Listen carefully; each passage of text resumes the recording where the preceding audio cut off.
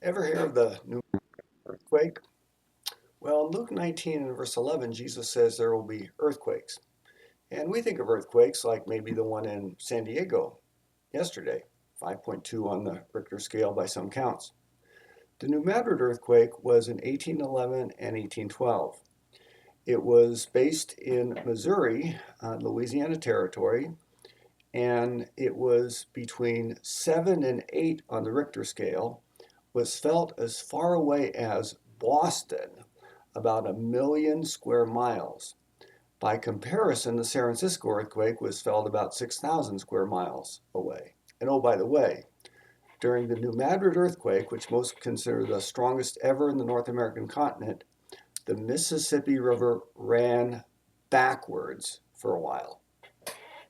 When we used to live in Florida, people would ask us, well, what's worse, hurricanes or earthquakes? We'd say, well, with hurricanes, they tell you they're coming and they get you all prepped up and stuff like that, or they don't know where they're going to go. With earthquakes that come out of nowhere.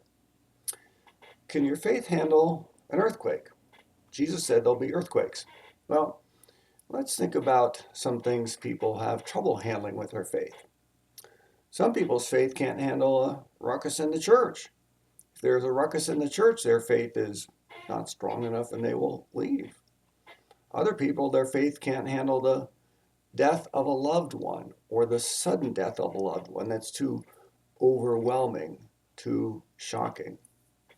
Other people, their faith has trouble handling the wandering of a child or grandchild away from the Lord. They doubt, will Christ still be with them? Will Christ redeem the situation? Other people have a struggle with the faith when they have a husband or wife leave or abandon them or be unfaithful. All these things are glitches which can cause us to test our faith and see if we'll hold on to our faith. But what about an earthquake, like Jesus said?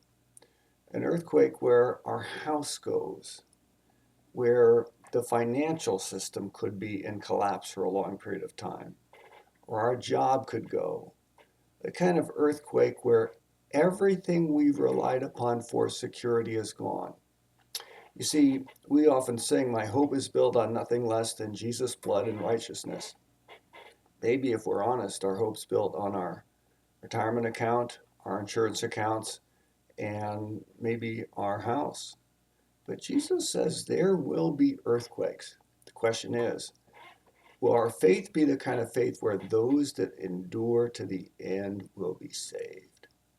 One way to answer that question is be so close to the Lord in discipleship that nothing can shake your faith. That's what we're looking at this week in Holy Week, with foot washing and communion, with the day of prayer, with the day of outreach, with the celebration of the resurrection. It's developing a faith that's so strong it can even handle the earthquakes, the metaphorical earthquakes, and maybe even some real ones that might pop up from time to time. This is your daily devotional for Wednesday. I hope you're doing well. Hope you'll pray for the church and pray for me. Hope you'll seek first the kingdom of God. Pray for our Monday, Thursday service, and pray for a good day of prayer Friday, and pray for a very, very sense of open hearts, our family fun day, and a glorious resurrection day. God bless you as you serve him today. And remember, Jesus said, blessed are those who hear the word of God and keep it. Amen.